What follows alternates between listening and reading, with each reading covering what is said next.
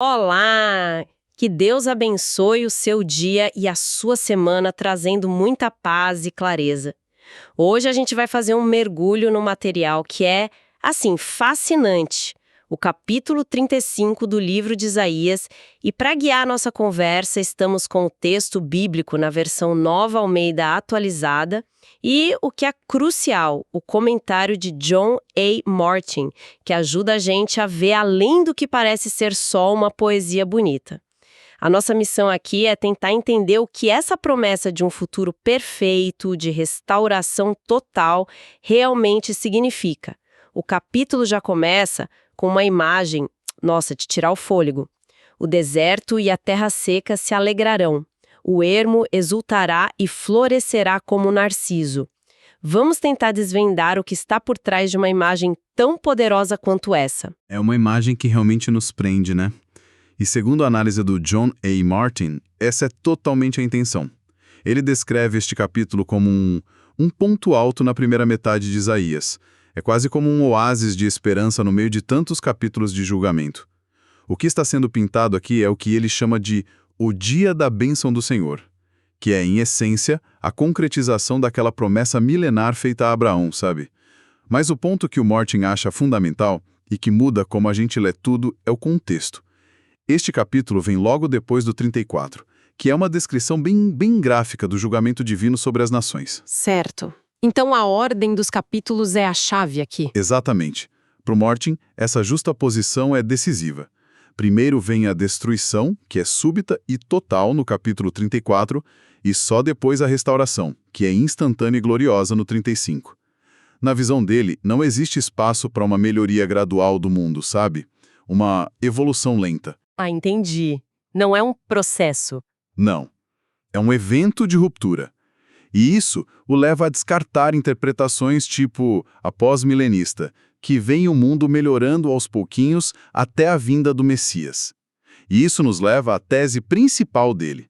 Essa promessa é para o Israel físico, num tempo futuro específico e não primariamente uma alegoria sobre a vida espiritual da igreja hoje. Nossa, isso é um ponto crucial.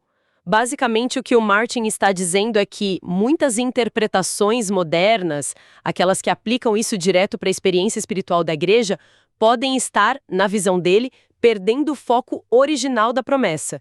É uma afirmação bem contundente, né? Força a gente a ler o texto com outros olhos. Exatamente essa a provocação dele. Ele nos convida a ler o texto primeiro nos termos do próprio autor, para depois, só depois, pensar nas aplicações. Ok, então vamos entrar nesses termos.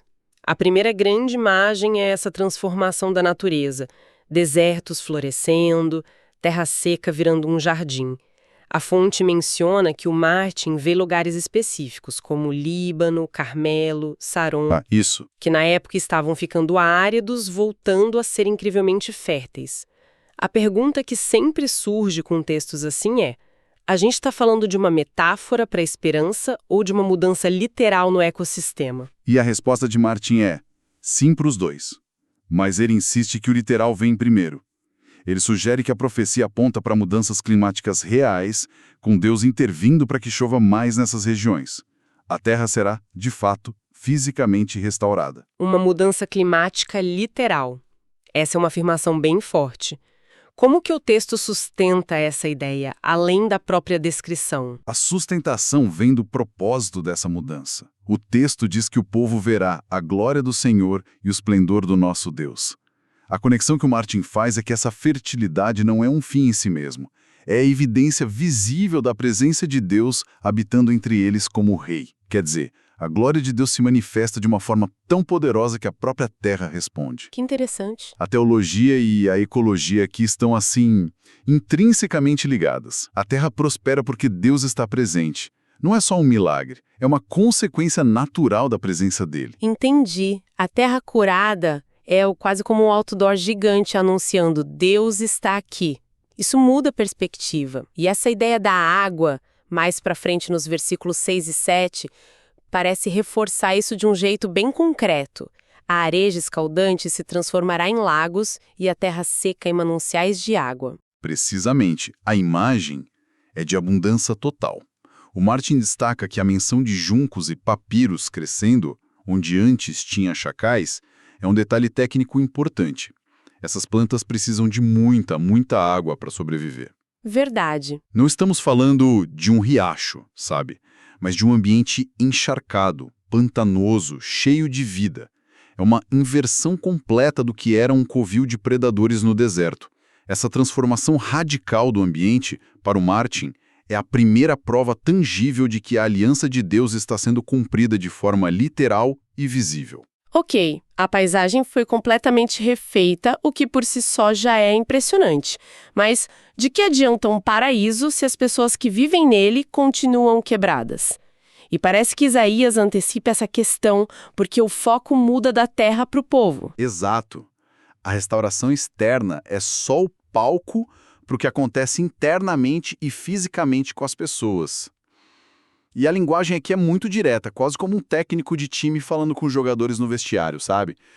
Os versículos 3 e 4 dizem: fortaleçam as mãos frouxas e firmem os joelhos vacilantes. Digam aos desalentados de coração: sejam fortes, não tenham medo. Ele vem para salvar vocês. E a análise do comentário aponta que isso era uma mensagem imediata para o povo da época de Isaías. Sim. Certo? Pessoas que estavam literalmente com medo, aterrorizadas pela ameaça assíria. Sim, tinha uma aplicação imediata de encorajamento. Era um chamado para que eles vivessem à altura da aliança, confiando que Deus cumpriria suas promessas de salvação no futuro. Mas a promessa que vem a seguir, ela transcende aquele momento histórico. Ela se torna a descrição da salvação que virá. E essa salvação é incrivelmente física. É aqui que a coisa fica ainda mais radical, porque as promessas são de uma especificidade impressionante. Versículos 5 e 6. Então se abrirão os olhos dos cegos e se desimpedirão os ouvidos dos surdos. Os coxos saltarão como as gazelas, e a língua dos mudos cantará de alegria. Aqui não parece ter muita margem para uma interpretação só simbólica, né? Na leitura do Martin, não há nenhuma. Ele argumenta que isso é o resultado direto e literal do poder de cura de Deus quando o Messias estiver reinando. É interessante notar como isso redefine a nossa leitura dos milagres de Jesus no Novo Testamento. Na perspectiva de Martin, quando Jesus curava um cego ou fazia um paralítico andar, ele não estava só realizando atos de compaixão. Tinha algo a mais. Muito mais. Ele estava declarando, de forma inequívoca, que ele era o cumprimento dessa profecia específica de Isaías. Cada cura era um sinal de que o dia da bênção do Senhor estava sendo inaugurado nele. Puxa, isso adiciona uma camada de significado enorme a cada milagre. Não é só sobre restaurar um indivíduo, é sobre inaugurar uma nova era que foi prometida séculos antes. A cura física, então, assim como a fertilidade da terra, é mais uma prova da aliança se cumprindo de forma palpável. É a evidência incontestável, segundo essa interpretação. A promessa não é de um conforto espiritual vago, mas de uma restauração completa. Corpo, alma e ambiente. Tudo é refeito. E depois de refazer a terra e refazer o povo, o capítulo nos dá a imagem final que conecta tudo. Uma estrada. Versículo 8. E ali haverá uma estrada, um caminho que será chamado de Caminho Santo. A ideia de uma infraestrutura divina é fascinante. É uma imagem poderosa e a análise de Martin aqui é bem detalhada. Ele a vê como uma estrada literal, uma via física pela qual os peregrinos justos viajarão de volta a Jerusalém para adorar a Deus. Mas o que é realmente intrigante são o que ele chama de regras de trânsito divinas. Regras de trânsito divinas? Gostei disso.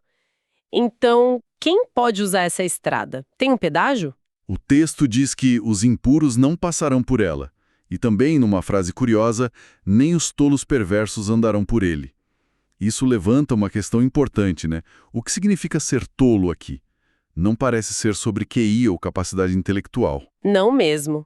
Especialmente porque logo em seguida o texto diz que, para quem anda nesse caminho, até mesmo os loucos não errarão. Parece uma contradição. Mas talvez a palavra tolo aqui tenha um sentido mais moral, não intelectual. Exatamente. O Martin interpreta o tolo perverso como alguém que é moralmente insensato, que escolhe deliberadamente o caminho do mal. Já a segunda parte sobre os loucos não errarem, ele entende como uma garantia. Uma garantia de que mesmo o mais simples dos justos, a pessoa com menos instrução, vai estar perfeitamente segura e não vai conseguir se desviar. A santidade do caminho protege o viajante. Faz todo sentido. Não é sobre ser esperto, é sobre ser remido. Isso. E a segurança é outro ponto central. O versículo 9 diz que ali não haverá leão, nem animal feroz passará por ele. Quando a gente pensa em viagens no mundo antigo, o perigo de animais selvagens era real e constante. Isso não é uma ameaça simbólica. De jeito nenhum. O Martin enfatiza que isso é a remoção completa do medo e do perigo físico da jornada. A estrada não é só santa, ela é perfeitamente segura. E, por fim, ela é exclusiva, é reservada para os remidos e os resgatados do Senhor. Somente aqueles que Deus redimiu têm o passe livre para viajar por ela. O que nos leva ao destino final dessa jornada, o clímax de todo o capítulo, no versículo 10. Os resgatados do Senhor voltarão e virão a Sião com cânticos de júbilo. Alegria eterna coroará a sua cabeça. Ficarão tomados de júbilo e alegria, e deles fugirão a tristeza e o gemido. Essa imagem da alegria eterna coroando a cabeça deles é espetacular. O que significa essa culminação? É o ponto final da jornada da redenção. O Martin sintetiza isso de forma bem direta. A pergunta é, por que essa alegria é eterna? E a resposta dele é que é uma alegria que nasce da percepção plena e final do que Deus fez por eles. Eles vão olhar para trás, ver a destruição da qual foram salvos, olhar ao redor para a paz e a prosperidade e vão entender a magnitude da fidelidade de Deus. A alegria vem dessa compreensão. E a frase final, deles fugirão a tristeza e o gemido, é muito ativa. Não é que eles vão aprender a lidar com o sofrimento. Não. Ou que o sofrimento vai diminuir, ele foge. Essa é a beleza da imagem. A tristeza e o gemido são personificados como entidades que não conseguem coexistir com a presença de Deus e a alegria do seu povo. Elas são expulsas. O Martin até cita uma nota de rodapé no comentário dele que diz que eles finalmente alcançarão o júbilo e a alegria que sempre estiveram fora de seu alcance. Não é uma felicidade que eles constroem, é uma alegria que eles finalmente conseguem capturar, ou que os captura, depois de uma longa busca. É a realização completa de uma esperança que por muito tempo pareceu impossível. Que visão! Se a gente amarrar tudo, Isaías 35, visto pela lente do John A. Martin, é um projeto de restauração em 3 atos. Primeiro, a restauração ecológica, até a própria terra é curada. Depois, a restauração humana, o povo é curado física e emocionalmente. E, por fim, a restauração do relacionamento. Um caminho santo e seguro é aberto para que os redimidos voltem para a presença de Deus em Sião. O resultado? Uma alegria que nunca acaba. O comentário do Martin insiste na natureza literal de tudo isso para um tempo futuro. A reflexão que fica, então, é como essa visão de uma restauração tão completa e importante, tão física do mundo e das pessoas, impacta a maneira como a gente lida com o sofrimento e a esperança no presente. E eu acredito que o impacto principal é que a esperança deixa de ser abstrata. Não é só um sentimento vago de que um dia tudo vai ficar bem no céu. A promessa que o Martin destaca no texto é incrivelmente concreta.